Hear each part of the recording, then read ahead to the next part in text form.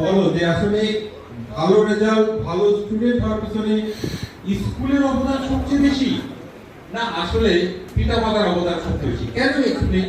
Please come here, please come here. সামান্য তোমার কিছু বলার কাছে তুমি বলা আসো প্লিজ। বিরাট কনফিউশনে পড়ে গেছে।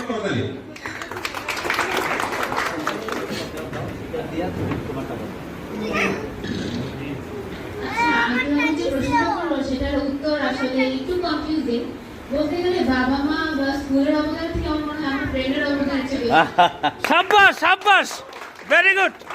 আমি যদি বলতে যাই, আমার বাবা আমাকে স্কুলে পাঠিয়েছে এবং সেই স্কুল থেকে আমি আমার ফ্রেন্ডদের পেয়েছি। আমার হাতে গোনা কিছু ফ্রেন্ড আছে, কিন্তু তাদের কাছে আমি যা শেয়ার করি হয়তো বাবা মার কাছে তা শেয়ার করা হয় না। তাদের কাছে অনেক কিছু শিখেছি। যেমন আমি ছোটবেলায় বলতে গেলে খুবই একজন ইন্ট্রোভার্ট পারসন ছিলাম, কিন্তু এখন হয়তো বা স্টেজ ফেস করি, সেটা হচ্ছে আমার বন্ধু বান্ধবদের দেখে।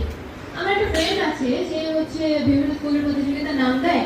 তো তাকে দেখে আমি জিজ্ঞেস করলাম তুই কিভাবে এত কিছু পারিস। আমাকে বললো তুই চেষ্টা কর, তুই পড়াশোনা না নিয়ে অন্য কিছু চেষ্টা কর। তারপর হঠাৎ করে স্কুলের এক টিচারের সাথে দেখা হলো। তিনি আমাকে বললেন যে হ্যাঁ তুমি জয়েন করতে পারো তো আমাদের সাথে। তো প্রথম আমি যেদিন স্পিচ হ্যান্ডেল করি, সেটা হয়তো আমার ক্লাস 8-এ ছিল, প্রথম জানি।